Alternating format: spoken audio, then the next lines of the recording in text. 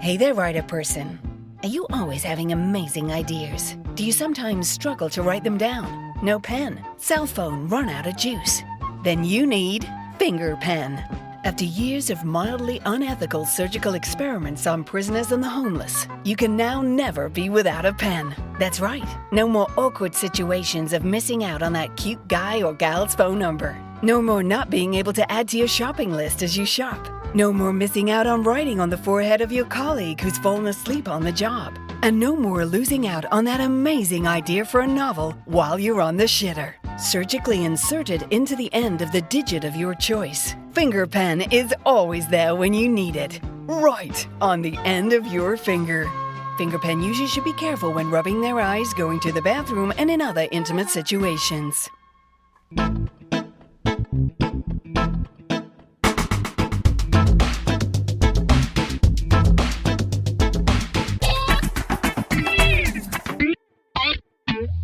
Well, Tommy. Johnny.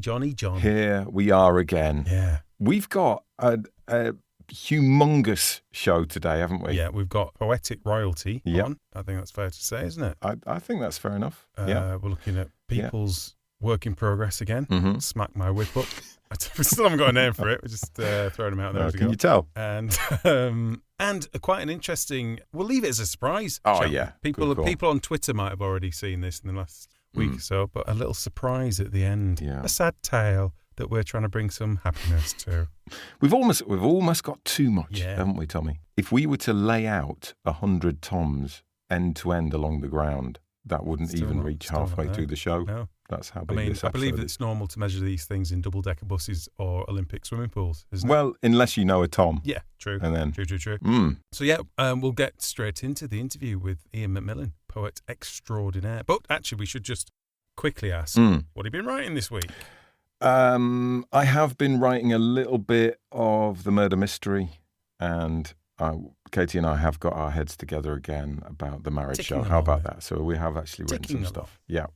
What about you, Tommy? What about you? Not a lot, really. I've got myself in that weird, funny place again, and I've kind of told myself off for it. So I've kind of got my plan all laid out, my timeline for my kid's story, and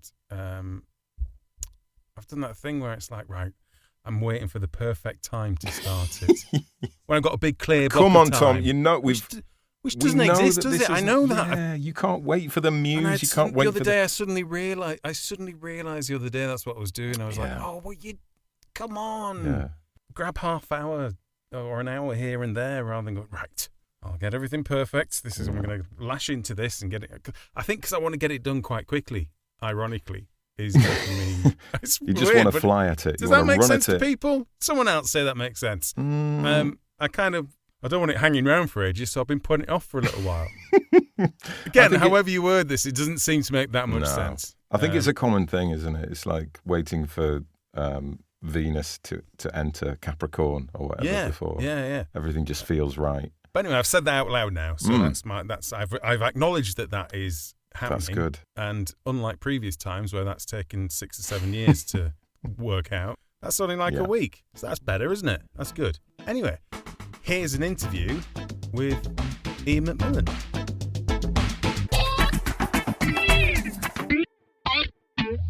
Hey, listen, should we kick things off? Yeah, may as well while we're all here. I was thinking, what better way to introduce a guest such as we have today than with a little bit of introductory verse. What do you think of that? Great idea. Great. We are extremely excited and filled with delight to welcome a poet you'll have heard, or you might. He's a wordsmith who deals in words with appeal. He's also a caster, not the small wheel or the sugar, but a master of the spoken word, especially the verb. A long-lasting broadcaster, casting spells with charming yarns. He is often hailed the Bard of Barnsley. For years, ears and airwaves, he's been filling. Ladies and gentlemen, Ian McMillan. God, that is fantastic. That really is great. Yeah, I do love a tortured rhyme, don't you? I love tortured rhymes. I really do. They're really satisfying. John is addicted to them, actually. Whenever he writes some little songs for the shows, and the lyrics are always like a bag of words falling down the stairs in the middle, so they just kind of won't quite stop. Yeah. I like a good old-fashioned cheeky rhyme, me. Yeah. Do you know what I mean? But John is one. definitely for the drawn-out, tortured. I like a triple rhyme. Do you know what I mean? I like rhymes that are really obvious, and then I like those mono-rhymed ones, where the same line rhymes each time. And so it starts off something really obvious, and then it gets more and more difficult. And I'm always in awe of people who can write things like, villanelles or pantoums or serious limericks. Somebody like Luke Wright, who was a kind of master of rhyme. And I do try and rhyme myself sometimes, and I like to work with people. But when I was a young man, I remember when I was first starting out, I tried to get people not to rhyme. When I used to do writing workshops way back in the late 70s, early 80s, people would turn up with their rhyming verse. And I was some daft kid. And I'd go, look, what are you making it rhyme for, Frank? Stop rhyming, for God's sake. And they'd go, yeah, but if it don't rhyme, it's not a poem. And I'd go, look, in this space, you don't have to rhyme. And they'd really try their best not to rhyme. And then I realised, after about 10 years, what an arrogant youth I was. And then I went, please come back and start rhyming. They went, too late. We've gone. Oh, dear. I wish I could get them back. And so, look, I didn't mean it. I was just being daft. Was that a trend thing then? That it just wasn't cool to rhyme? Yeah, that's what it was. As a young man, I'd been reading lots of people who didn't rhyme.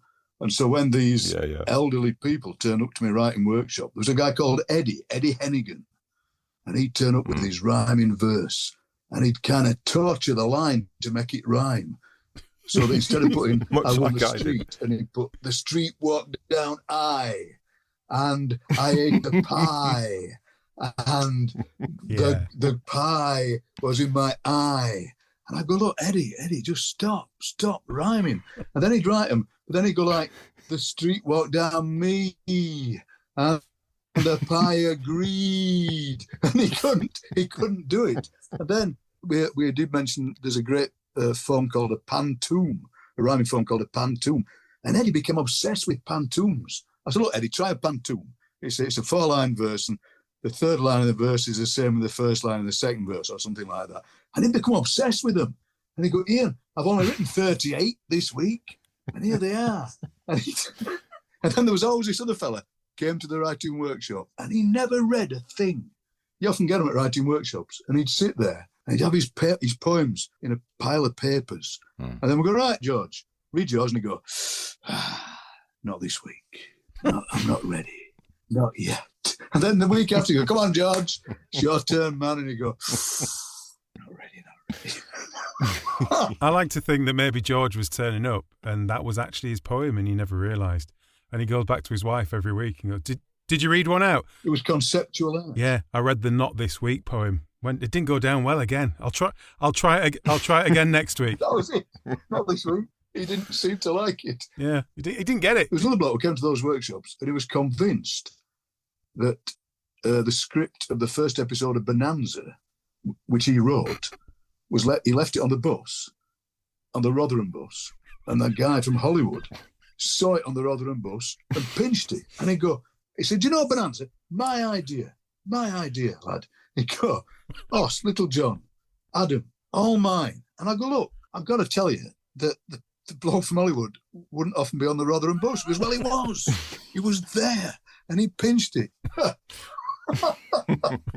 Oh, dear. Oh, that's brilliant. So what was your introduction to poetry originally? What got you into it? Take us back to your younger, more impressionable self. Well, I mean, I think there was 3 things, really. First of all, I think if it comes from before you were born, then my dad had an auntie who was a Scottish rhyming Victorian balladeer. Oh, It was called, what was her first name? Bella Howardson. And she wrote these ballads, and they were Victorian ballads of a certain kind, but she also wrote me dad rhyming letters that he kept. And so if it comes through your genes... That's a strong one, yeah. That's maybe where it comes from. Except there was rhyming in that, so maybe not. Well, he was proud of them. He'd read them to me, and I'd go, well, I shouldn't rhyme that, Dad. From an early age. Yeah, from an early age. And then my mother and dad met as pen pals in the Second World War. So my dad's from Scotland, my mum's from Barnsley. And they met each other as pen pals. Wow. So writing was always important. So writing in the house seen as important because of that, because they talk about these letters. And then I was born in 1956. I'm 67. And so that meant that as a child, I was part of a wonderful educational experiment called the West Riding of Yorkshire, which I often talked about, which was the chief education officer was a genius called Sir Alec Clegg, who's kind of forgotten these days. And he just said, all children are creative, so which is true. Brilliant, so that in our class, we'd read poems and write poems all the time. At the end of every lesson, you'd write a poem, you'd sing a song, you'd dance a dance, you'd draw a drawing, you'd paint a picture. And so I was always surrounded by it in that way, the idea. And also it was always the idea that you can do this. Always encouraged. That's why I always encourage people. And presumably after that, you were rigorously assessed. I wasn't. That was the great thing. They had this fantastic thing called the Thorn Scheme. In those days, you did the 11 plus. Apart from in my part of the West Riding, where they said, we're not doing the 11 plus, we're doing a thing called the Thorn Scheme, where they just kind of glanced at your work. I went, oh yeah, you seem creative. You can go to the grammar school with all those other fools who did the 11 plus. Yeah, the Thorn Scheme. So, no, to be honest, I don't think I've ever been rigorously assessed for anything. So that's good. I've got away with it so far. Yeah, how have you got through life so well? I've never been assessed properly. Never, thank God. Yeah. So then, you think, well, I can be a poet. And so I would start writing poems, teenage poems. And then also, as you can tell, I'm a bit of a show-off, I like to perform. And so me and my mate formed a little band, and I liked to play the drums in the band. And then we would stand up in folk clubs and read poems, because there weren't many places you could read the poems out, but folk clubs, they had these singers' nights, kind of come all yees, they'd call them. And there'd be just a mixture of things. So somebody would sing a sea shanty, and somebody would sing a Bob Dylan song, and somebody would sing their own song. Then they say, we've got a couple of lads here who are going to read their own poems. And we'd read them out, and it taught you how to read out in public. So, it's been with me for a long time, this kind of writing poems and reading poems. I've never felt like a time when it wasn't there, to be honest. And is that all you've done? Have you ever had a proper job, Ian? Yes, I have. I've had two proper jobs. Right. When I left school, my parents encouraged me to go to college. They said, because they hadn't been. So I go to college. So I went to North Staffordshire Polytechnic. Oh, okay. And did a thing called Modern Studies, which was great. Right. English, history, politics and sociology. So I left there. At the same time, I was doing little bits of gigs up and down. Yeah. But then I thought, well, I can't make a living at this. I was not making any money from it. I was making odd bits, but not enough. So I went to work on a building site in Sheffield. And then I got a sack from there because I was in charge of the stores and I forgot to lock the door. Ooh. And somebody came and stole all the doors out the stores. Here I am talking in rhyme. They took all the doors out the stores. And then, in this wonderful, they said, well, we'd have to sack you. They used to call me Degree because I got a degree. Now then, Degree, we're going to have to sack you because they've stolen out doors. And so I said, all right, I'll take my punishment. So I got the sack. And then the next day in the Sheffield Star, the building firm was called Hassel Homes. There was an advert in the Sheffield Star that said, doors for sale, just like Hassels. So the coppers nabbed the villains. And the great thing about the building site was I could have the odd day off to go and do a gig. Yeah. So that was all right. And then I went to work in a tennis ball factory in Barnsley, making tennis balls. And I thought, well, it was 3 shifts and it was just me stood at a machine. And I thought, well, this will be all right because it's a mechanical task, I'll be able to think about poems. And in the end, it wasn't. It almost killed me creatively because you had to concentrate.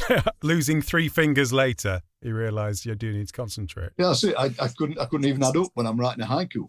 So then I had to, at that time, Yorkshire Arts Association, who were the local equivalent of Arts Council England, were giving out these grants. This is 1983. And they give you up to £1,000 if you gave your job up. Wow. And my wife was working as a teacher at the time, and my parents have always been very supportive. So I applied for this £1,000 because I wanted to give my job up because I was getting an odd gig, and I thought, well, obviously, if you got more time, you'd be able to do more stuff. And weirdly, I applied for this £1,000, and they gave me £800, which isn't that much less. But I always think psychologically, it sounded a lot less. So you kind of go, £1,000, £800. But luckily, my wife and my parents have always been very supportive. And they went, go on then, give your job up. Right, I will. So I gave my job up. And then you stand there going, right, I'm here. I'm ready. Come on. I'm here, world. And then, we know this as freelancers, you will always say yes. So then I started whirling around as somebody rang up and said, do you want to do some writing workshops up and down South Yorkshire? I went, yes. Or somebody else said, do you want to come into a school and do some poems? I went, yes. And she ended up saying yes all the time, which leads to exciting adventures. Do you want to come and shout at some people to make them stop rhyming poems? Yes. Exactly. God, that was so much fun. And I got paid for shouting them to stop writing. That was true. It was the WEA, the Workers' Educational Association. And I always remember that just before the end, you know what this is like, just before the end of the session, somebody would get a long poem out and read it. And as they're reading it, the bus you should have caught went past the library. And you think, there's 2 hours till the bus, I've got to walk home.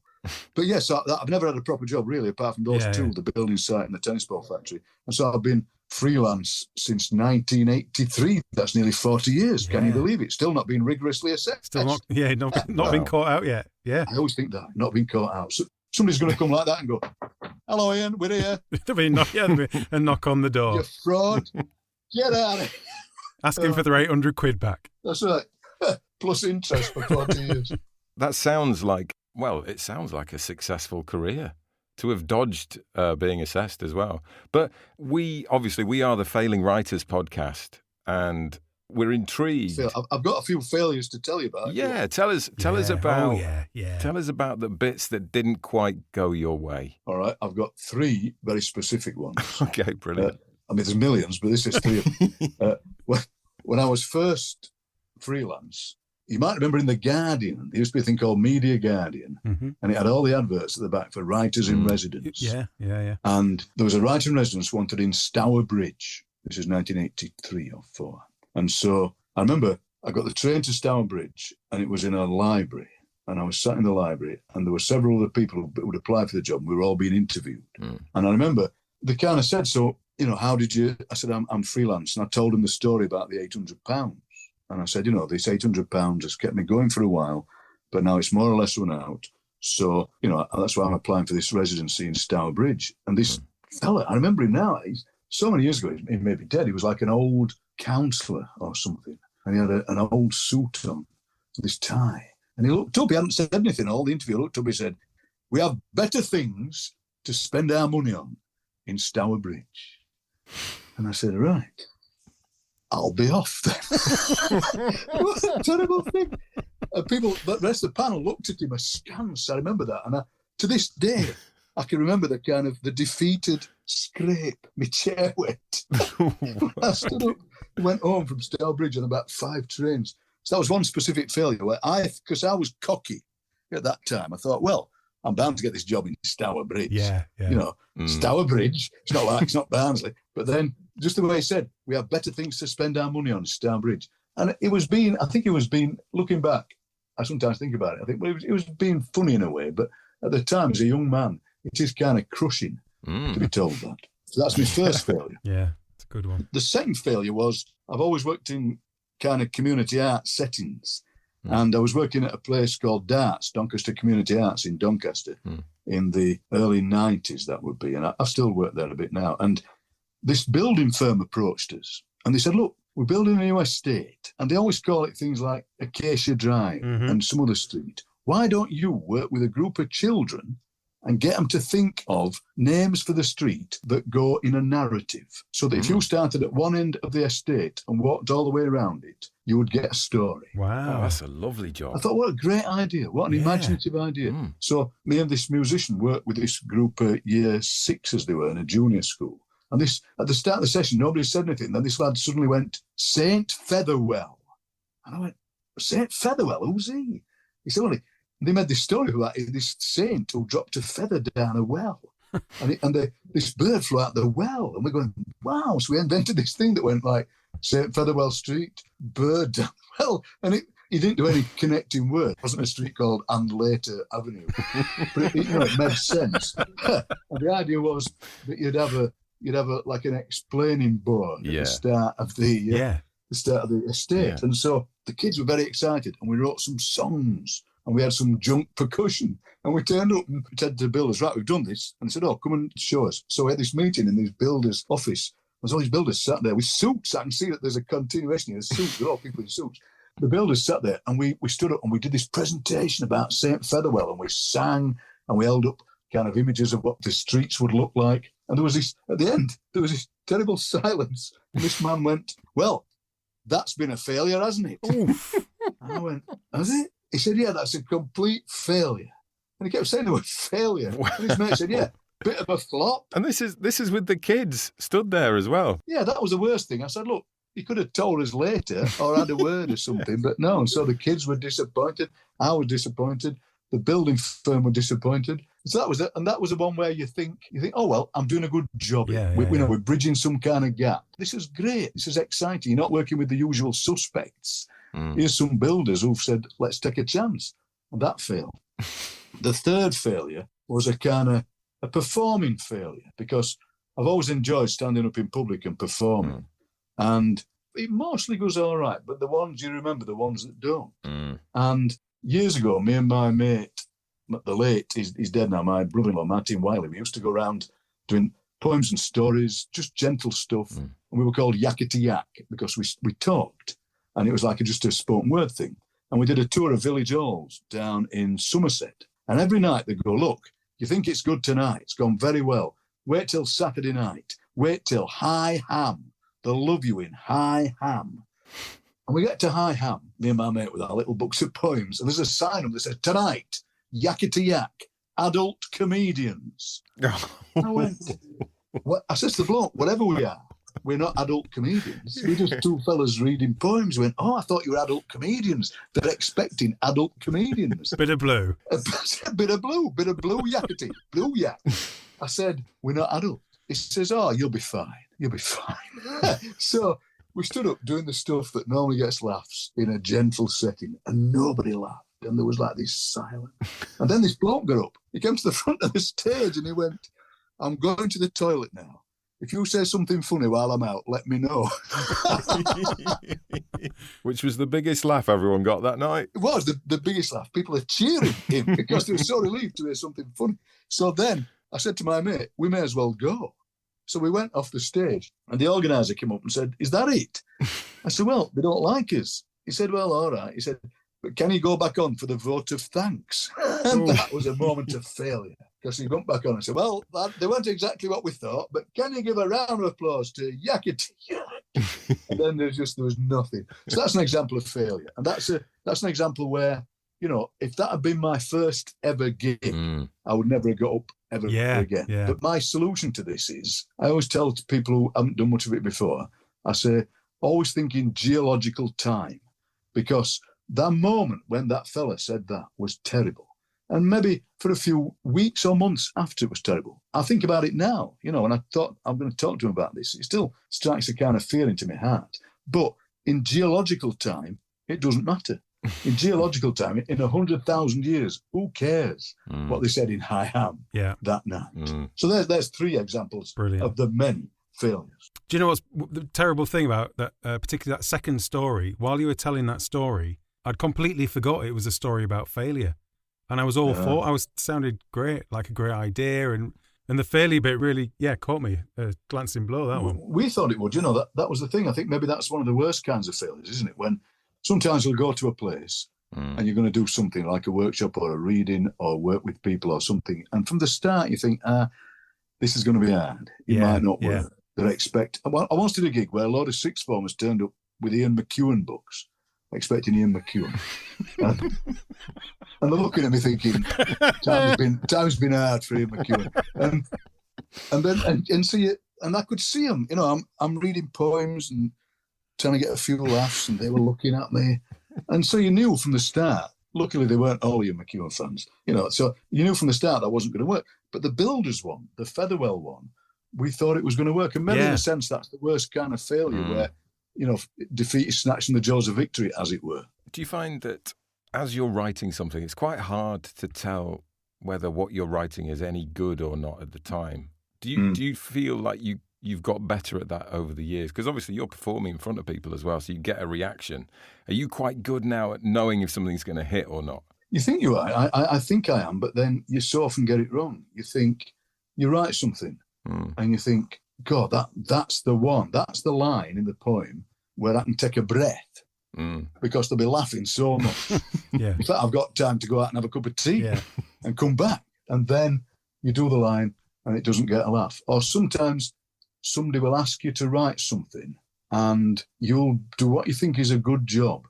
I remember somebody asked me to write something. It was a poem about birds and migration. And I sent it to him saying, look, this is a first draft and I can do some alterations if you want, but I think it's all right. And he wrote back this email, and all he said in the email was, a bit like Prince Charles when he met Liz Truss, he went, dear, oh dear. That was all he said in the email. And I went, have I got it wrong? He says, you've got it completely wrong. You have got this absolutely and completely wrong. And I'm going, my little voice, I'm going, it's only a draft. I'm sorry. Oh dear. So yes, sometimes you think something's all right and it's not. Yeah. And the proof of that is when somebody reads it or you read it yourself in front of an audience. I always think that for a piece that you're going to perform, the actual first performance of it is the final draft, because there'll be a line that you think's look great on the page, but it's really hard to say in front of people. You can say it in the house, but in front of a crowd, it's really hard. Yeah. I suppose when you give something a couple of years and then reread it, you get a bit of objectivity as well. You have proper blind spots, though, I think. Oh, yes. You do. You think something's great. You write this thing, you think, God, that's good. That is really good. Then you're right, you return to it a couple of years later, you think, what youth wrote this? What callow youth would dribble these few drops on the page? Yes, you're right. And that's the good thing, isn't it? You know, you look back on your early poems and think, flipping heck, who was that lad? You know, and that's fine. That's good, isn't it? Because you think, you know, the 25-year-old isn't going to be the 67-year-old. You hope, you know. How's your work changed over the years? Well, I mean... has it got better or worse, would you say? I think it's got, I don't know, it's got different, I'll tell you. You asked me to bring along some early poems, so I've got a poem. I've dug out my first book, and I've not looked at this book for years. Oh, that's good. It's called The Changing Problem. It was published by Carcanet Press in 1980. Right. Oh, no. So that's a long time ago. So I would be 24 when it came out. So this wasn't exactly like first tentative forays into penning verses. This is that true, but some of these were poems that had been in magazines like a long time before. Oh, right. Okay. And so they're quite old things. They go back. The thing I couldn't find, I was trying to find one that I published in the school magazine when I was about 13. I remember the title. I found the word zoismic in a book. It's some kind of, it's like a religion. And the poem was called Zoismic Poem. Wow. And I thought, God, I am so clever. Zoismic Poem. It helped that I was the editor of the magazine. That's how I managed to get it in. And what I found was, with these poems, my two influences at that time were Dylan Thomas. I read so much Dylan Thomas. And he's dangerous to read when you're a teenager because of his kind of word drunkenness. You end up imitating him. Dylan Thomas and Ted Hughes. We had this book in the sixth form called 9 Modern Poets. And Dylan Thomas and Ted Hughes were two of the poets. And there were photographs of all the poets on the cover, but it didn't tell you who was who. So for years, this is true, I thought Ted Hughes looked like Philip Larkin. Then when you see an actual picture of Ted Hughes, you think, is he wearing a wig? Who is this for? Anyway, so I haven't read these for years, so I'm going to pick one at random. Oh, brilliant! Okay, and we'll just read it, and I might then die and never be seen again. Read it and weep, literally. We can discuss it and critique it together afterwards. You can, you can. Yeah. Oh dear. Right, hang on. Here we go. So this is called Treatise. And it's on page 49.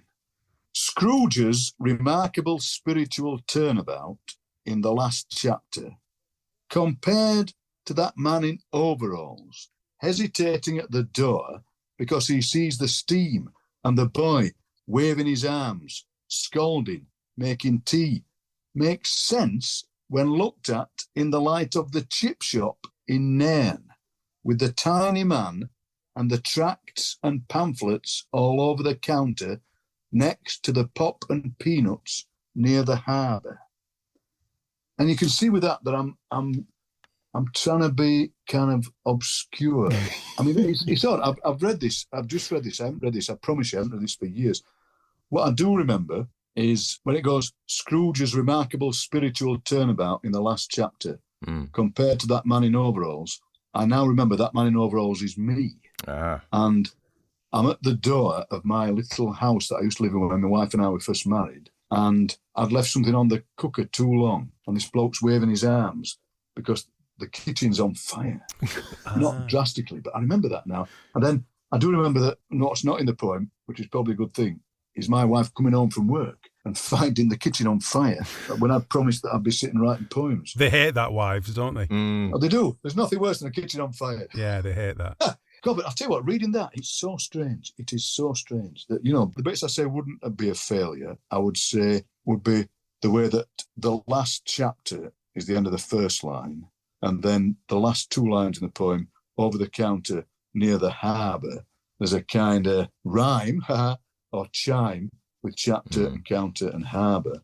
But it's, I don't know, it's weird. It's honestly very odd reading those. It feels very stream of consciousness, that, because it doesn't feel the need to explain anything. It's almost like it's just what's going on in my head right now, and I'm going to say it. I think I've always done that, you know. I've always reported on what was happening, even in new stuff.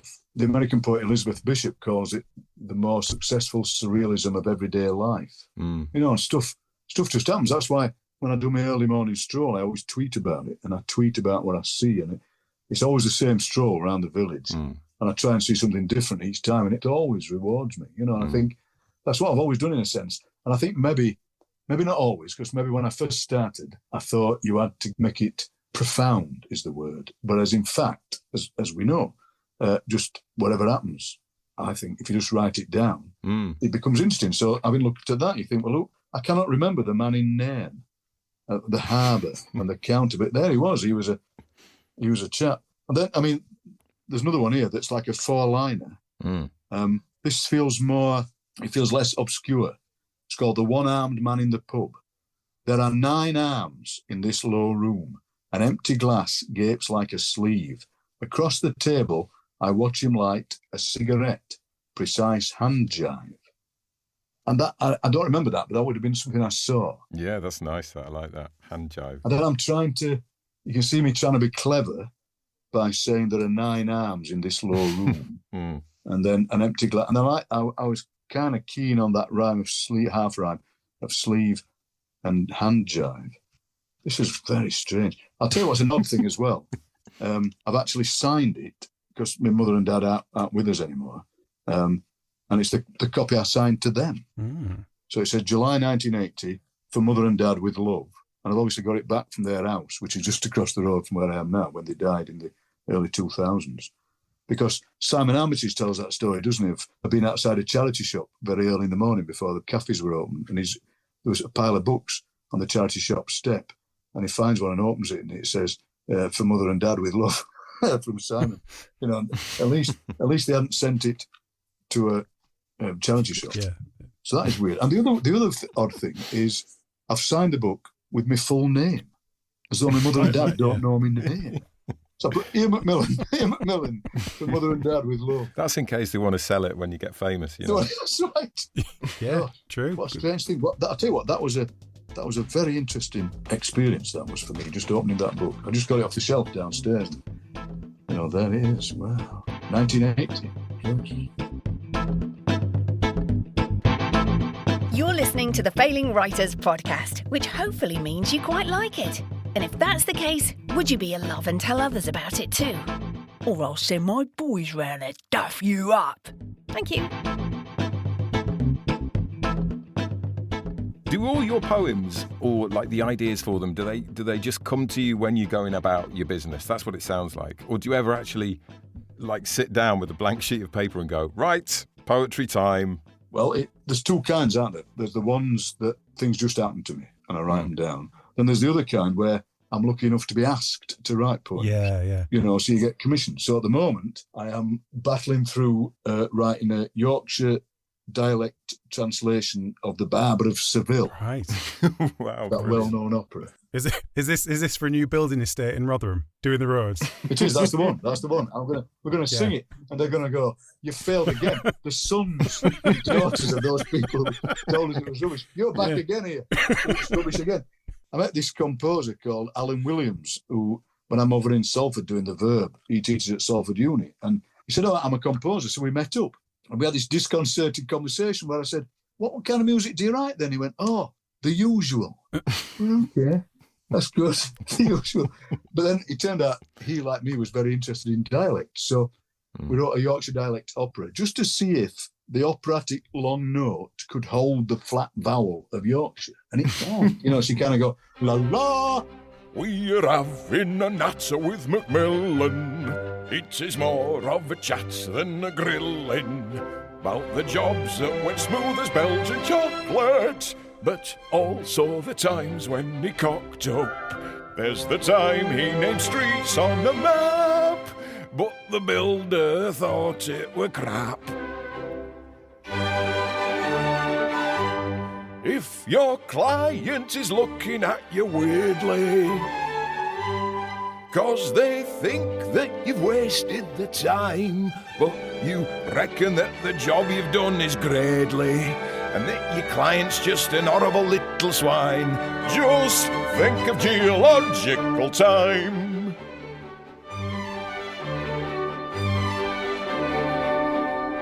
So we did a bit, and it's that bit that goes, Figaro, Figaro, Figaro. We did about 8 minutes worth, and we did a little showcase of it in about the end of 2019. It seemed all right. And then they said, all right, we'll get some money from somewhere and we'll write the whole thing. I went, all right. And then the pandemic happened. So I had my AGM with my agent, Adrian, and we said, what do you think has happened to the Barber of Seville? He said, I think that's bit the dust. That's gone. I said, yeah, I think you're right. We haven't heard from him for a couple of years. Then when he got home, there was an email from him saying, we've got the money. Let's do the Barber of Seville in Yorkshire dialect. Can we do it by July 2023? There you go. All right.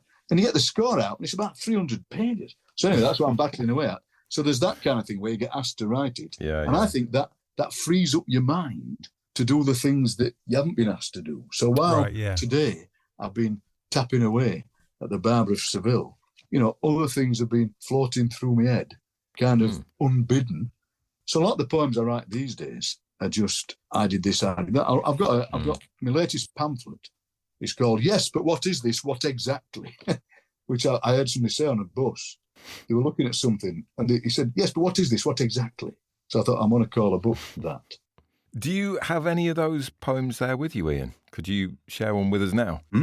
Yeah, of course I'll do that. This is probably more worked on than some of them are, but this is just when I'm on a train and you pass a cricket pitch, your ambition is always to see a wicket taken. And when you're on a train and you pass a football match, your ambition is always to see a goal scored. And this is me on the bus. And this is just something that happened, so I kind of wrote it down. So it's called Seeing a Goal Scored from a Passing Train.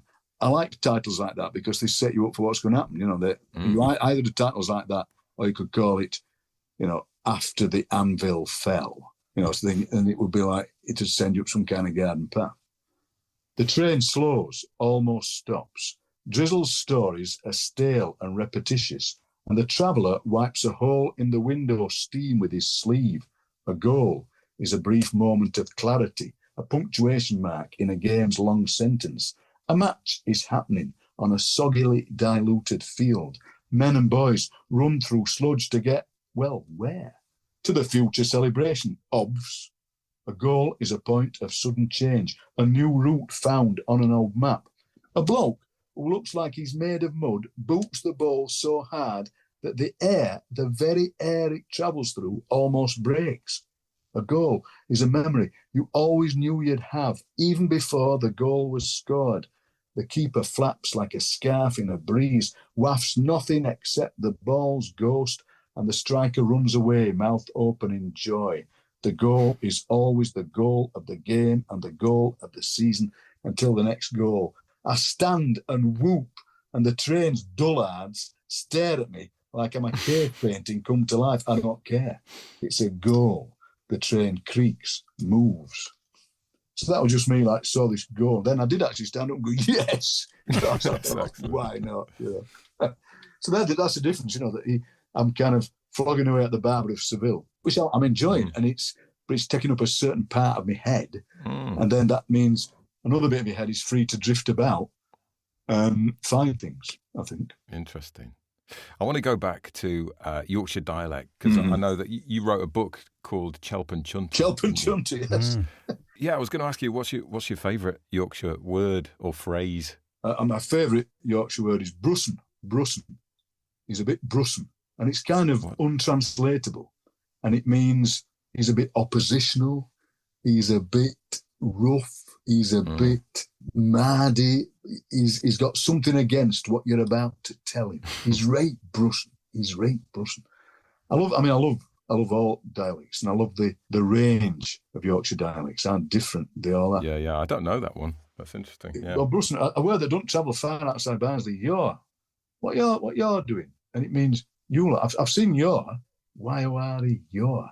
It's great, and I'm unusual. I often say that I'm unusual because I make my living through talking, and a lot of Barnsley men, they're not great talkers. You know, there's a lot of all right, not wasting the breath. That was just vowels mostly. Just vowels. No, nobody's ever said a consonant in Barnsley since 1994.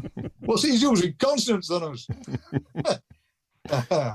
But yes, I mean, I love all dialect. I think the more of it, the better. And Yorkshire's got such a range of them. I love it when you go to Hull and they go, "This skern tastes like a stern." I've got all Stern Roses albums.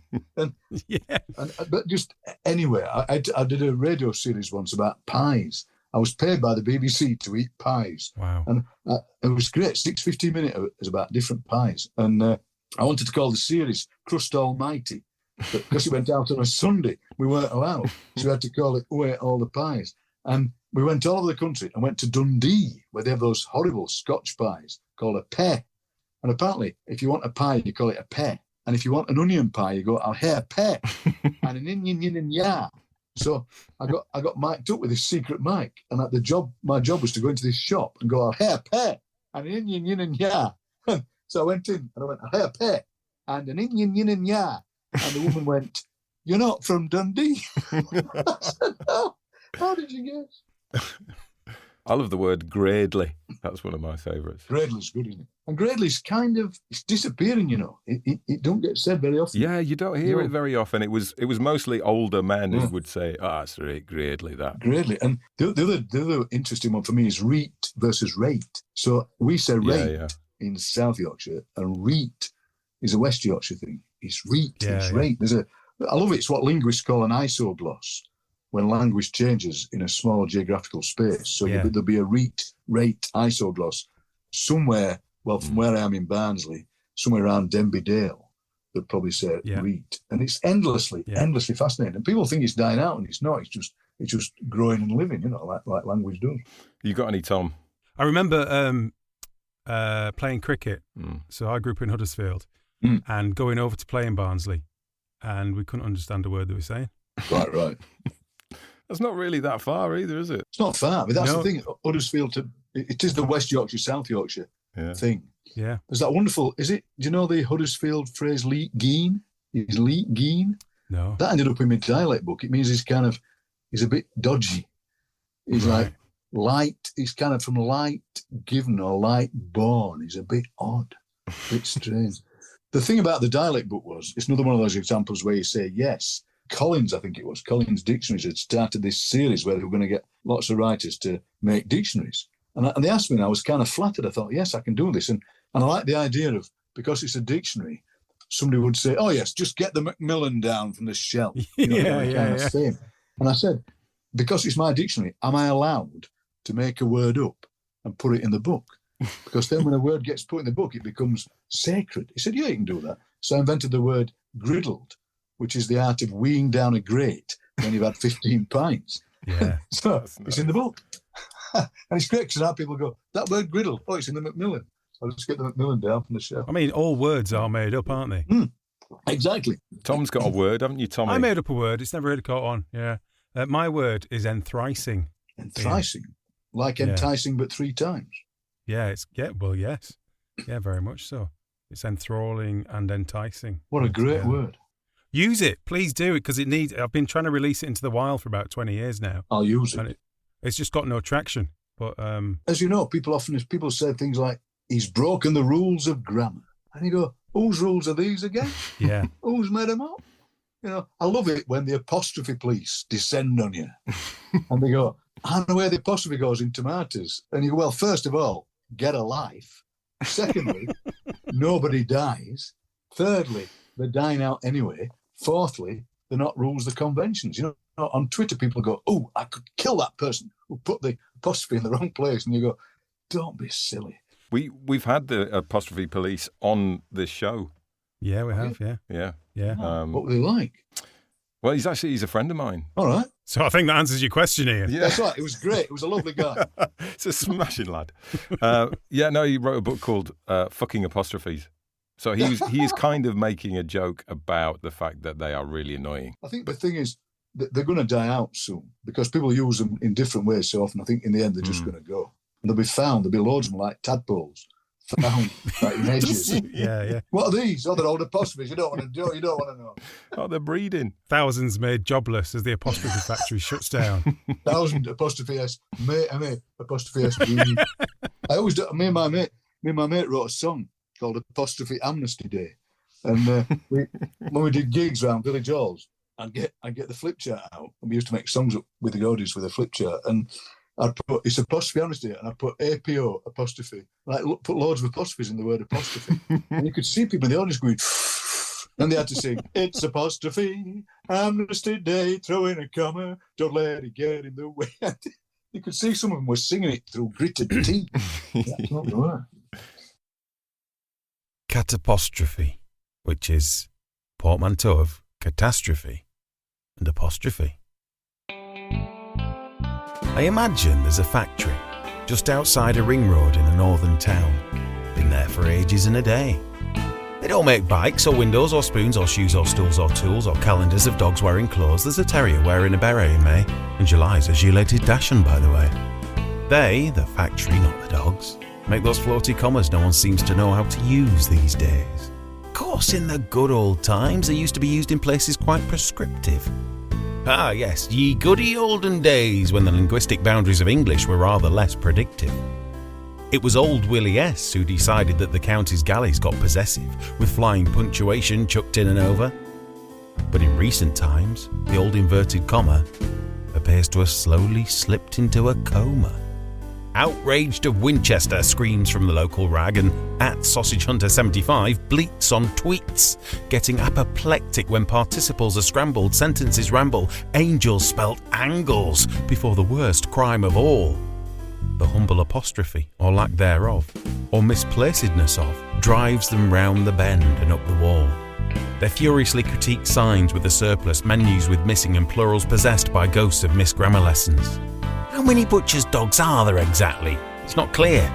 How many butchers are even here? Who gives a shite?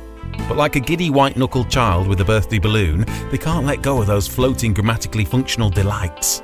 Just imagine the carnage if they vanish completely, they shout to the world or anyone who would listen. I mean, I agree. All wouldn't be well when I'll became ill. Although some would when Wheel drops it, still, it would put Mr. and Mrs. Diath in a deadly position. And what for those workers in the imagined apostrophe mill? They'll be out of a job. What will they do with their day? Maybe flip them and sell them as commas. Slip them into semicolons. Cobble the buggers together for speech marks, they'd say. Or maybe we sit back and go with how it goes and accept language does what it wills whether you like it or not. And there's nothing we can do to punctuate the evolution. Full stop. So I wanted to get onto your latest book, Ian. Mm-hmm. My Sand Life, My Pebble Life. Oh, yes. Which is less a book of verse, more of a memoir of your time spent by the sea over the years. Yes, it is. I mean, what happened was, it's again a case of saying yes when somebody rings you up, because the publisher who did this book rang up and said, look, we've got a book, somebody's written a book about the coast. Would you like to write an introduction to it? I said, yes, I can. They said 1,000 words. And I like that. 1,000 words is a good length. I said, yeah, I can write that. So I wrote this introduction and they went, we like this introduction. Would you like to write a book about the coast? And the previous 2 books I'd written were a thing called Neither Note Nor Summit, which was a kind of autobiography, and then a book about Barnsley called Real Barnsley. And between you and me, it had nearly killed me writing these books. I'm all right, I can write short things, but at the end of them, I went, I'm going to write no more books ever again, ever. And then my wife said, because you've always been freelance, you always say yes. So then they rang up and said, would you like to write this book about the coast? And my wife could see me trying to say the word no. Trying to form the end. And she's like moving her hand across her throat with say no. And I'm going, no. And I went, look, all right. I said, all right. I'll have a go. And then I thought, well, actually, it could be interesting because what I'll do is I'll do a gig in a village hall, and whatever that village hall is, I'll stay over and I'll go to the nearest bit of coast and write about it. I thought that'll work. And then I said to the publisher, look, I'm no good at writing enormous bits of prose. I said, how many words do you want? They said, it's not that long. It's 50,000. So it's not like an 80,000 word book. It's 50,000 words. I said, what? All different? They went, well, more or less. So I said, all right, how about then if I write you 50 1,000 word bits about the coast? And they went, all right. I said, so I'm going to go to 50 different bits of the coast and write about it. They went, let's do that. And then, as soon as we'd said yes, the pandemic happened and everything stopped and I couldn't go anywhere. And I was sat in this room that I'm sat in now. And I rang the publisher and they said, well, we still like to do it. I said, well, I can't. I'm not allowed to go to the coast. And when I am allowed to go to the coast, whenever that is, I guess it'll be deserted. I'll be walking about in a mask. It'll be more about the pandemic than it is about the coast. So I said, how about if I start, because we didn't know how long it was going to last, how about if I start writing some memories of the coast? And they went, all right. So that was my lockdown project. Every morning, I'd get up and I'd go downstairs and do my stroll when I was allowed. Then I'd come up to this little room that I'm in now, and I'd sit down and I'd dredge out another memory of the coast. And honestly, I'd sit there. You know what it's like when you write about memory. You'd sit there and you go, I can't remember much about that, but wait a minute, yeah, that's coming back to me. What about when that happened? And so eventually, I wrote these 50 1,000 word bits about the coast. And there were two threads going through it, really. There was memory, and there was also my mother-in-law who died just very recently, but her thing was her caravan at Cleethorpes. And once you were unlocked, she was allowed to go to her caravan. So there's a thread about that. And I found it interesting. I did enjoy writing it. And then they said, do you fancy writing a few poems to go in the middle? And I went, all right. And at the time, when lockdown started, Barnsley Museums made me their poet in lockdown, which led to some fantastic heckling. When I'd be walking down the street, people would shout, that should be locked up, not locked down. A man shouted from a car. But the idea was, I thought, well, I'll have a go at writing some sonnets, because a sonnet is me rhyming in my old age. A sonnet is a kind of technical exercise so that people can have a go at writing a sonnet. And so we had a kind of sonnet explosion in Barnsley. So I thought, all right, I'll write some sonnets about the coast. And that's what I did. So in the middle of the book, there are some sonnets. And I did enjoy writing it. But what I found out was I was trying to be sometimes in the book a bit too poetic. I think it was a result of tweeting a lot. Because in a tweet, you're going to try and do a gag or an image. So I remember being really proud of this tweet I did once where I'm on a train and I said, there's a crow in a tree like a goth in a bedsit. And I thought, that's a nice image. It's just an image that works on its own. Or you do a gag like ashore, my anagram for a horse. Just a little gag that only works, and it works because it's concentrated. And I found when the book was published, the one thing that did disappoint me was I thought, I've tried too hard on some of these sentences. I've tried to make each one light and heat an entire town, rather than some of the sentences could just have been not placeholders exactly, but places where the paragraph might rev up towards the next sentence.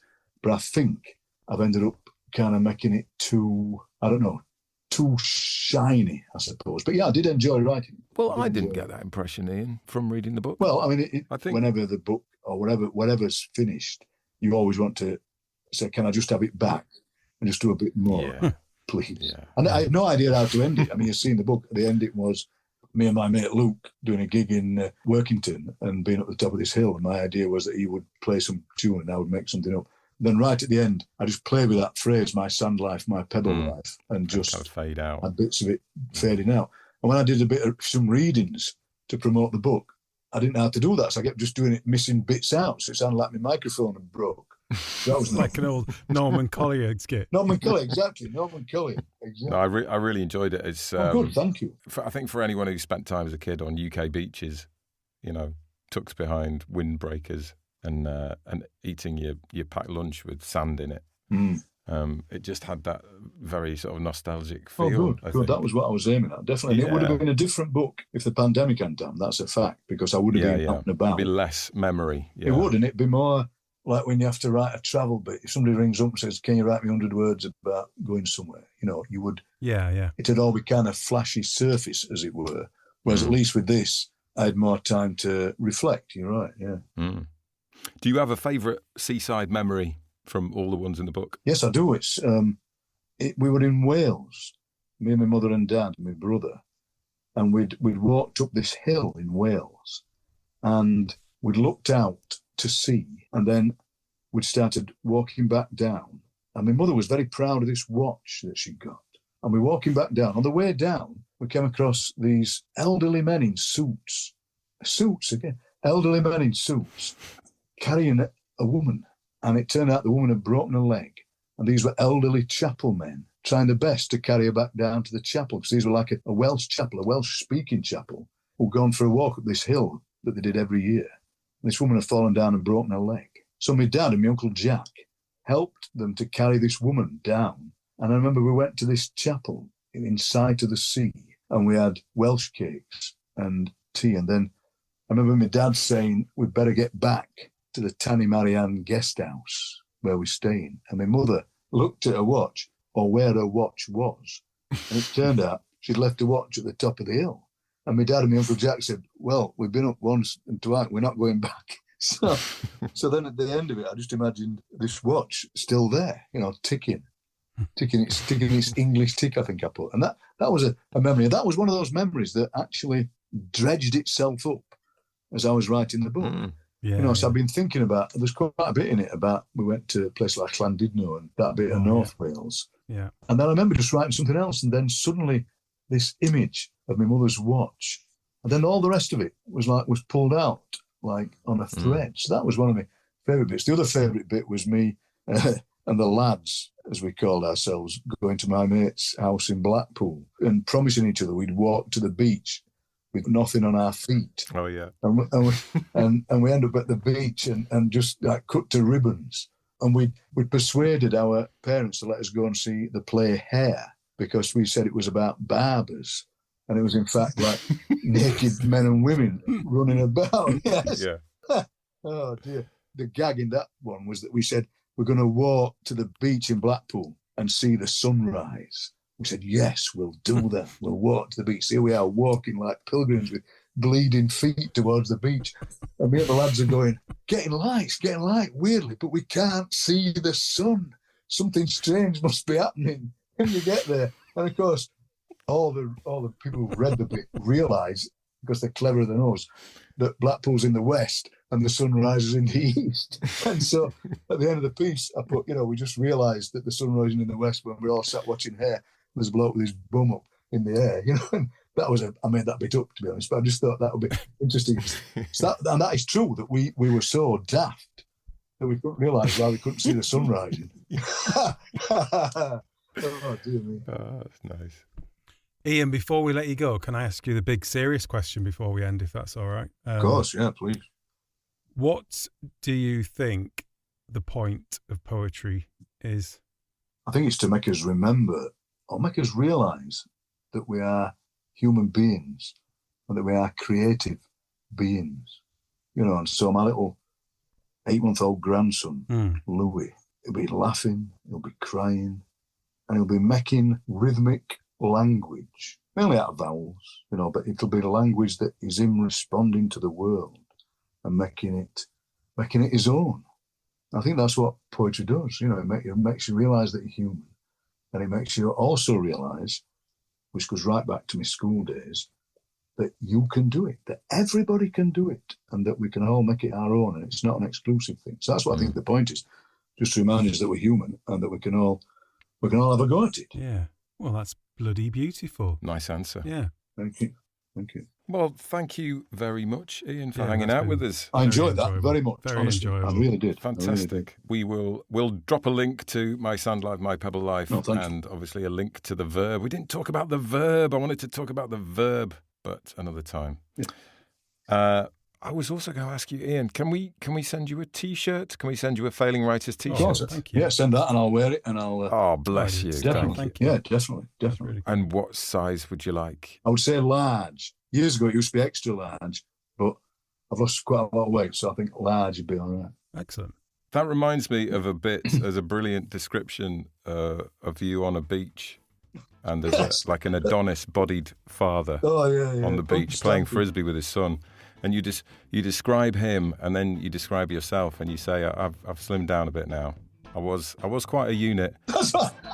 I took up quite a bit of North Norfolk, I think is how you describe it." Oh, dear. I thought that was brilliant. Oh, Fantastic. Thank you, Ian. Thank you. Thanks, Ian. Really enjoyed that. Thanks very much. Thanks. Bye.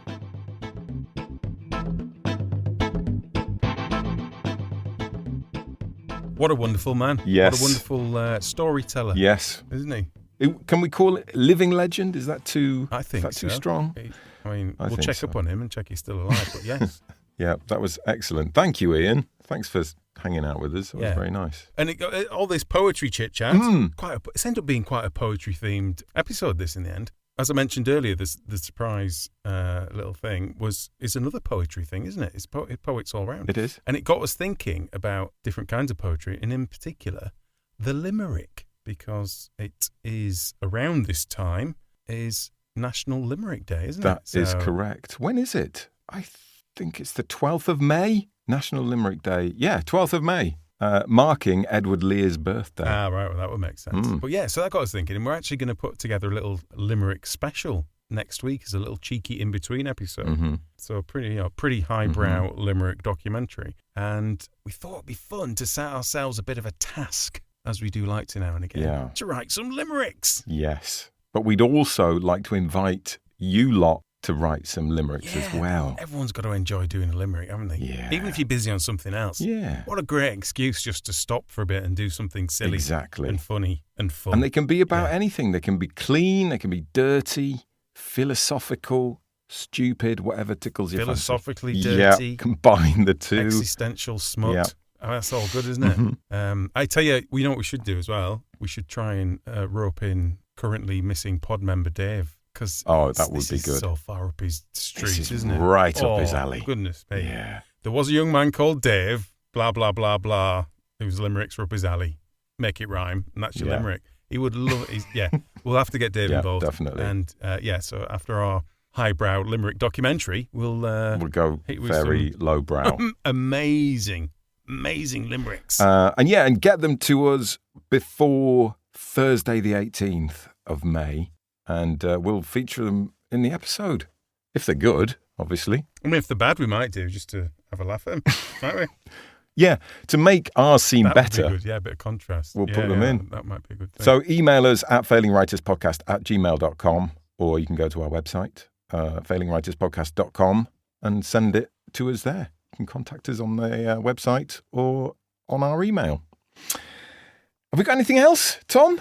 Is there anything else? Should we wrap it up there, or is there anything else? More. What? More? As part of our ongoing community outreach program, yeah, we said we would, if people were stupid enough to send in their work, that we, for some reason, completely unqualified and not to be trusted with this sort of thing, would offer our view on it. Mm-hmm. And the next person that did that was David Lucas. And he sent it. Well, it's quite nice what he sent in because it's quite short. So it wasn't a lot to read. It's like a prologue, isn't it? It is. And also, fantastically, a log line. Yes. I like it when people send a log line. Yeah, that is nice. And I think it showed, do you know, it made me, I know this is obviously literally the point of a log line, but it really does make you realise how the log line has to work, doesn't it? And as soon as you're reading it, you go, right, yeah, cool, that works. It just distills everything down. And it just shows that whatever you're doing, pretty much whatever kind of fiction you're writing, doing a log line's worth its weight in gold, isn't it? I agree. Yeah. It should almost start giving you ideas, shouldn't it? I mean, lots of, what ifs. Oh, this, and then, get a flavour of, where's the friction coming from and everything. We should say the title of his book. It's called Kicking the Embers. Yeah. Do you want to read his log line, Tommy? Struggling writer Sam Rubicon gets a $500,000 offer to write an old Vietnamese soldier's life story, only to discover he risks becoming an accomplice in an act of war that put his career, his truth, and his life on the line. Shall we hear a bit first? Yeah. Prologue, November 2008. From the doorway of his hospital room, I can see the end of Lan's bed. His 2 feet are poking out. His exposed, unburnt feet in the white antiseptic room are a smudge on an otherwise clean sheet of copy paper. The busy nurse has disappeared. Now my tension crumples into hesitation. What if he's awake? What do I say? He'll resent my presence. We'll struggle under an obligation neither of us wants to fulfill. Mr. Lan? He doesn't move. I slowly follow my better intentions into the room. Above the sheet, his torso, arms and head are entirely bandaged. For a happy moment, I imagine it could be someone else. Then his feet steal my attention back. They are unmistakably his. In the 8 months I've known him, he's never worn anything but the same dirty flip-flops. Impossibly, he's kicked out of the sheets. Those 10 grizzled toes have lived their lives exposed to the elements. Once they led the way, now they reach for the heavens. Despite having seen them many times, this is my first opportunity to examine them closely. They are hideous, remarkable. Each one has a story to tell: pain, betrayal, hunger, jealousy, war, escape, and another war or two for good measure. These are the tragedies familiar to most people who lived in Vietnam during the 20th century. Exposed to relentless sun and pounding rain, they've endured the muck of the paddy field and the unforgiving concrete of progress. By the time he arrived in New York, he could have afforded actual shoes, but toes like this would never accept confinement.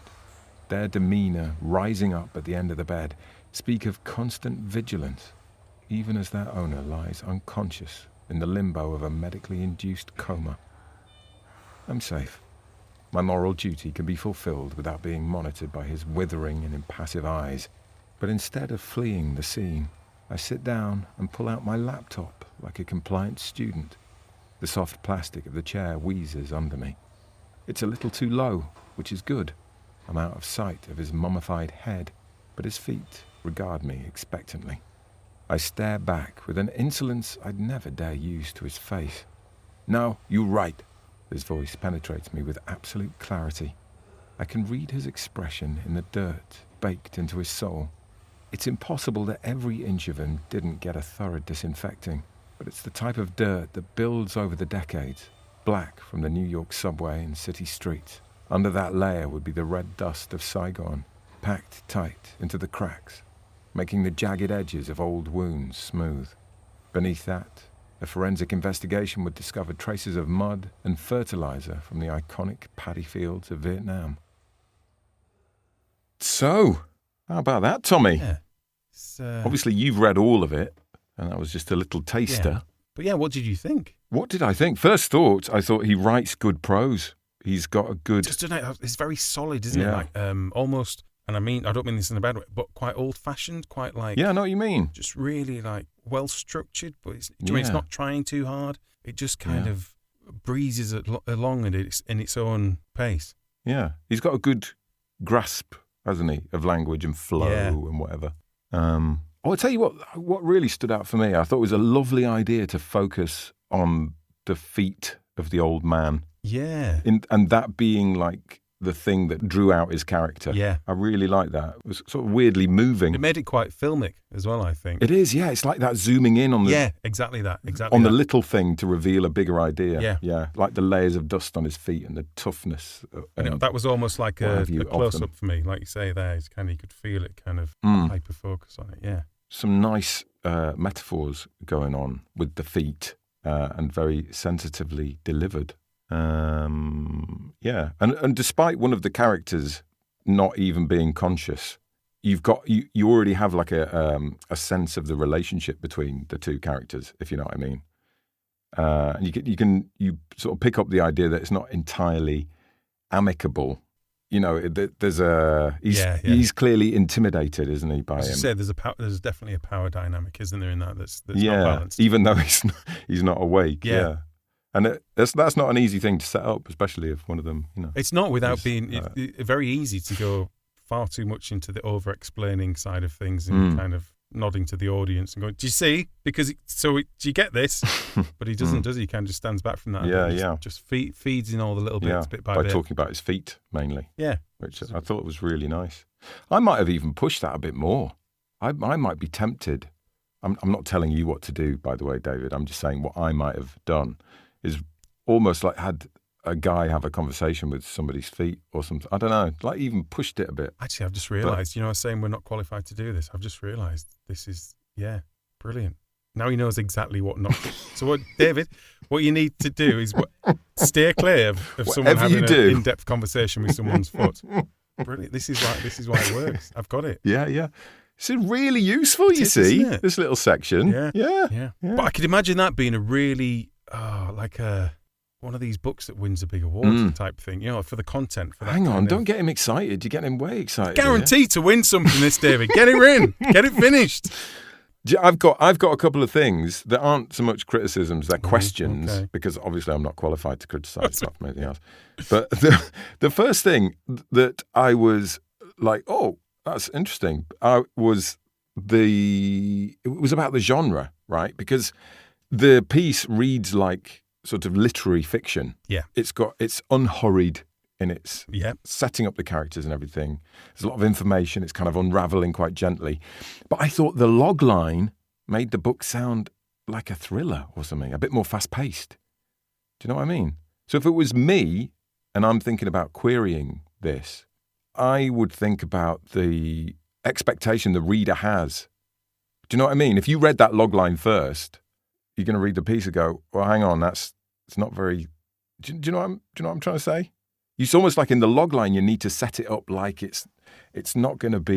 You mean the log line sounds a little bit Hollywood movie, boom, bang, yeah, whoa, exactly. whoosh. Yeah.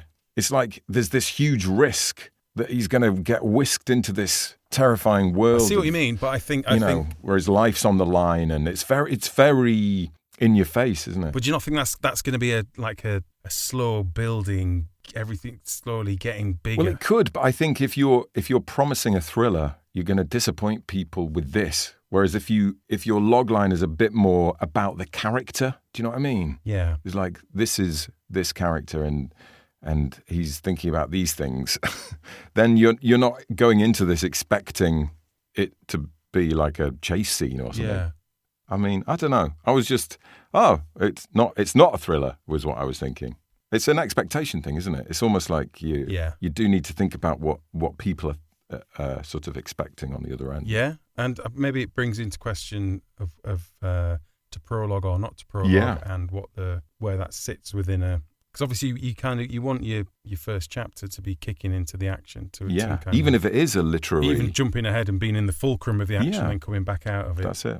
Whereas a prologue doesn't need that, does it? A prologue is very much about setting your stall out. So I thought that was a question, but one that you could easily answer, I think. Yeah. But the other thing was the voice, because interestingly, because it's mostly first person present tense, as though it's all happening right now. Do you know what I mean? That's the tense it's in. Although the tense just does change at the end to past tense. But the language is very considered, if that makes sense, rather than it's sort of springing into his head right now. So if you're doing first person present tense, it's like it's all happening to you and you're reflecting on everything that's happening. But the language felt like almost like he'd thought about it a bit more.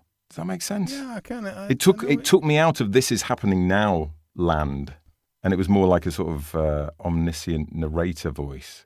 And I suppose what I'm trying to say is, and I know I'm being finicky, but if this is the first bit a potential agent is going to read, I think it maybe either makes sense for him to be reliving this in the past and explaining things a bit more, reflecting and narrating and being more explainy, or you have it in the present tense.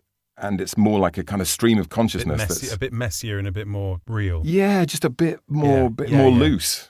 But it's sort of not. I don't know. It just felt like the wrong tense for that kind of voice. And it is finicky. But then you think, well, you're giving it to an agent. He's been stupid enough to send it to us to ask what we think. So tough luck, David. You know what I mean? But there's nothing. That's the thing. There's nothing wrong with the actual words, if you like. It was more just that. Well, you put it in the present tense, it's like, I don't know. It's just that's an interesting question, isn't it? Yeah. I suppose, question, like have another look and think, do you think it would work better in another tense, or I'm probably talking rubbish?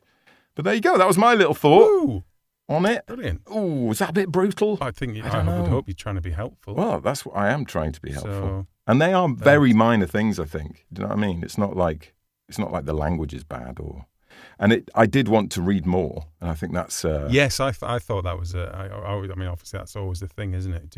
Are you bothered and do you want to read more? And I like the sound of the concept. I think that's the thing. It's just like little finicky things, more than anything. Which may very well be answered with the rest Exactly. That is very true. Or chapters. Yeah, absolutely. Good point. Well, there we go then. That's another great job done there. Well done us. Thank you, David Lucas. Yeah, thanks, man. That was it's brave to send us stuff. I liked it. I like what you did, David. So it's not all bad news. Yeah, I like doing this. Please keep sending us work. I think it's fascinating. I think people get bored, don't they, with hearing back from professional editors and people who know what they're doing. That doesn't give you a full picture, does it? But the more stuff you read, I mean, it's like anything. It's the more books you read, the more you realise, what works, what doesn't work. What I really like about this is that I think it makes us all think harder about how we write. Maybe. If you dare to share, do it. So, what we promised was at the start, a little surprise. So on Twitter the other day, there was a post from a poet called David Wheatley. And he posted some pictures of a very empty traditional village hall. It couldn't be more village hall looking-y, to be honest. Had the chairs stacked at one end. The school chairs. Yeah. There's like a trestle table there, cream-painted walls. It is very, very church hall, school hall, village hall. Anyway, he'd been invited, I think, or chosen to do a poetry reading there. And he posted a tweet saying, well, literally no one turned up for my poetry reading. Someone from the toddler group in the room next door did come in and give me a biscuit. So perhaps all is not lost. Now, we don't have any biscuits to offer. And I would imagine our audience is only slightly larger than an empty village hall.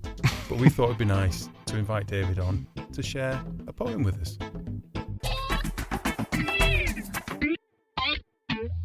So, David Wheatley, you posted a little forlorn tweet saying you put on a poetry performance, and how many people turned up? Well, nobody turned up as it happened. There was somebody who had to open the room up.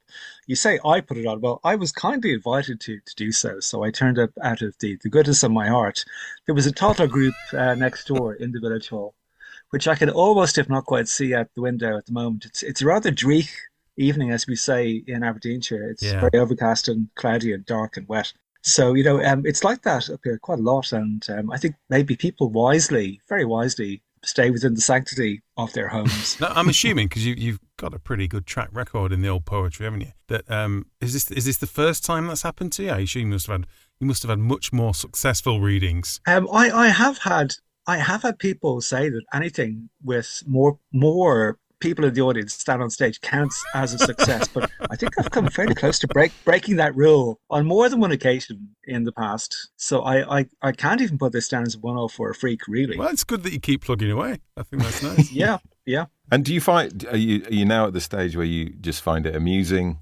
And I am very bemused, I would say. In fact, when I posted my forlorn message, if anything, I was bemused, but then quite distressed later when many people were sending me messages of support saying, keep going. Because next time, when I do it the next time, maybe 2 or 3 people will come down and I can just build on that platform. Was that almost even more upsetting, the fact that people were kind of reaching out to you in a slightly pitying way? I wonder. Well, because, obviously, having nobody is something of an event, whereas if it had been, let's say, 4 or 5, that would have been just run-of-the-mill, bog-standard, tedious and banal. Yeah.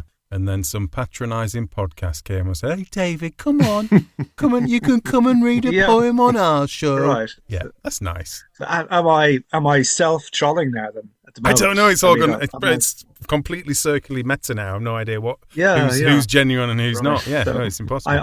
I'm calculating what degree of contempt. In fact, you're radiating in my direction now. It's always difficult to fellow feeling derision. It just appealed to us purely for, obviously we are called the Failing Writers Podcast, and we like to celebrate success and failure in equal measure. Yeah, well, I think it is important to jump straight to the meta level and to displace it onto a different alternative level of comedy and deeper insight into the human condition. That is the way that we like to deal with failure, definitely. Yeah. So you have a poem to share with us? Well, why not? Yeah, I just used the much used Scots word dreich there. Yeah. And the poem I've selected is called A Diurnal upon St. Lucy's Day. So a reference there to John Donne and his thoughts on St. Lucy's Day, which is the shortest day of the year, unlike the looming longest day of the year. But, the sun doesn't get very high over the horizon in these parts anyway, so it's always dark. So why not? It's a one-page poem. Lovely. And I won't detain you too long, in other words. And here we go. It just uses one Scots word, the word bield, which means sustenance or comfort. This handful of earth we have selected. Enter its landscape, you are expected. And while you drift to sleep, my son, and dream of the circuit drive you're on, we leave the village by the bridge where the Afford Railway meets the hitch of track and bridge both running out. And weeping her small circling note, a curlew flies from flooded field to field in search of reeds and bield. Oh, Benahee, Pitfickian, Cairn William, three wise tors that stand above the snaking river Don, and whose stone circles kiss the sun on solstice mornings when worlds touch and snowdrifts dazzle patch on patch. Hem us in against the cold, poor sheep foregathered in the fold, who stare like them and see our gaze return to us from their blank eyes.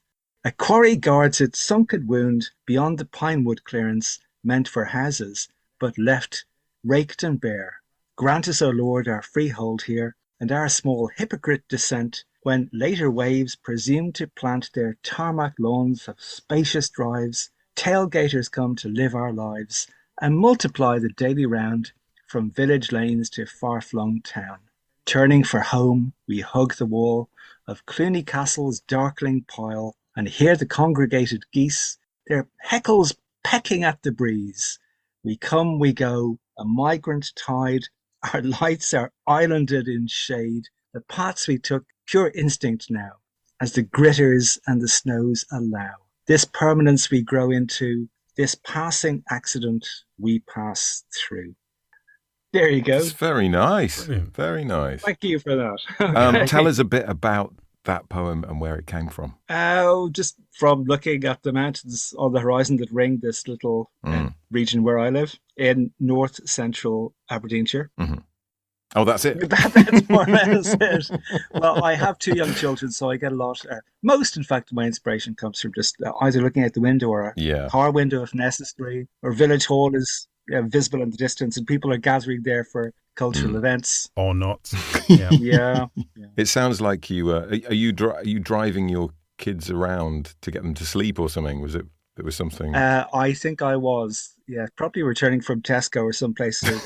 He would rendezvous, and the child was asleep. So I prolonged that by just driving along and looking at him. Just keep going, going. We've all been there. David, thank you very much for sharing that with us. Okay, well, good luck with the limericks, the Victorian limericks. Anyway, some of which were quite smutty. Oh yeah, we got plenty of them. Yeah. And thanks for having me on. Thank you, Cheers, buddy. Take care.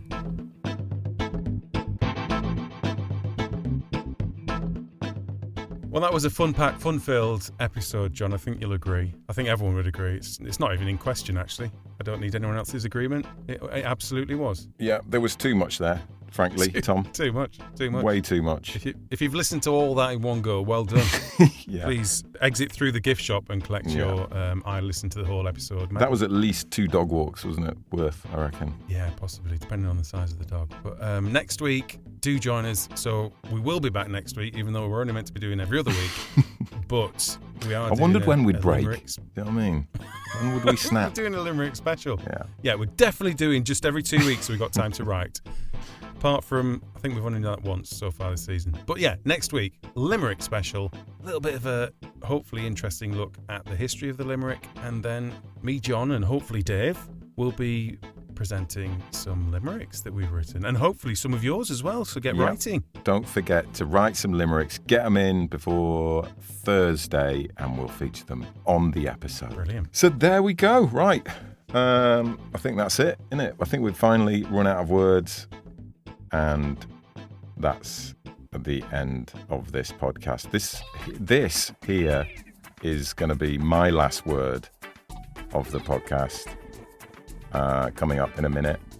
Can you guess what it's going to be, Tom? I was going to say goodbye. I'm going to go for ta-ra. Horseradish. Well, that's random. Hello. Where's everybody gone? Don't know how to leave. I'm trying to leave. I can't leave.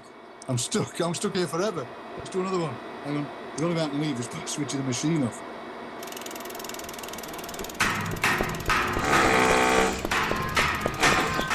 So I'm going to switch the machine off.